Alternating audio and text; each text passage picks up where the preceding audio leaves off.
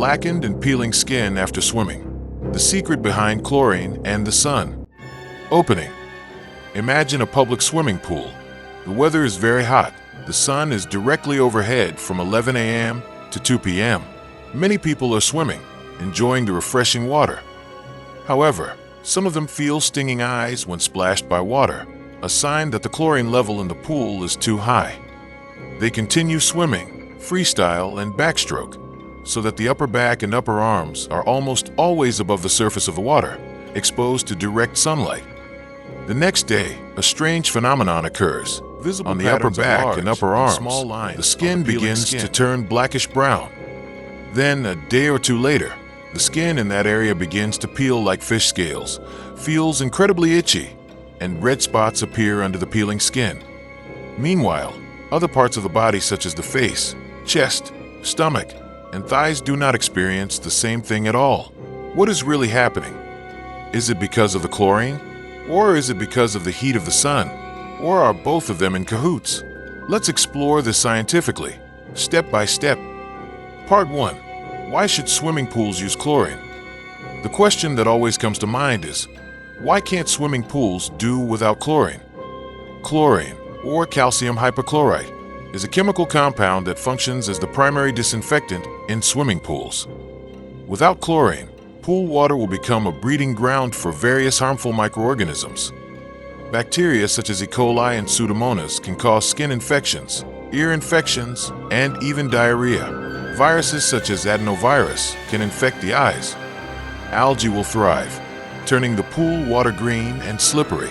In addition, chlorine also oxidizes organic debris carried by swimmers, such as sweat, dead skin cells, and cosmetic residue. This oxidation process converts organic substances into harmless or easily filtered compounds. However, chlorine levels must be maintained precisely. If too low, the pool is unhygienic. If too high, chlorine becomes an irritant. Sore eyes, dry skin, and a strong odor are classic signs of excessive chlorine levels. If chlorine is necessary, then what is the connection with blackened and peeling skin? The answer is not straightforward. Chlorine is not the main cause, but it is a triggering factor that makes the skin more vulnerable. Part 2. The effects of excess chlorine on the human body. What are the effects on the human body if swimming pools use too much chlorine? It can cause stinging, redness, and watering of the eyes. A second effect is that the skin loses its natural moisture, becoming dry and cracked. Symptoms can include redness, burning, and itching. Part 3. Why only upper back and upper arms? Why is it that when swimming during the day, only the upper back and upper arms experience blackening and peeling, while the face, chest, stomach, and thighs do not? The answer lies in the position of the body while swimming and the angle of the sun's rays. Include the reflection of UV rays by water, as well as the lens effect of water droplets. Chlorine has made the skin drier and its protective layer thinner. Part 4. Why do symptoms appear one day ago? Why does skin start to darken and peel after swimming a day? The obvious answer is the heat UV rays, not chlorine. However, it exacerbates the condition.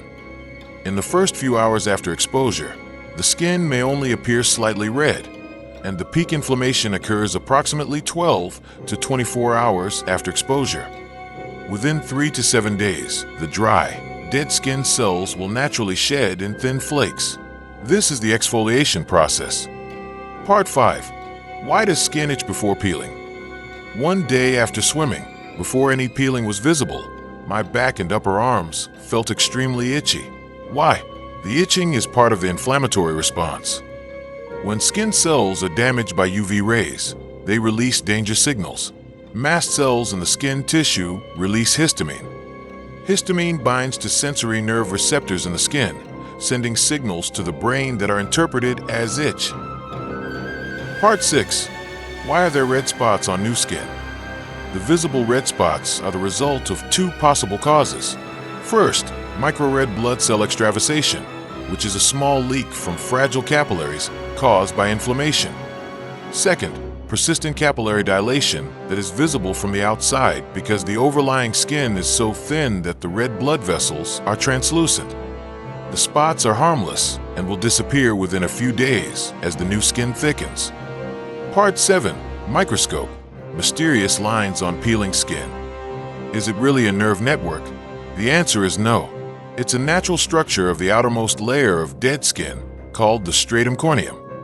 The lines visible under the microscope are the boundaries between corneocytes.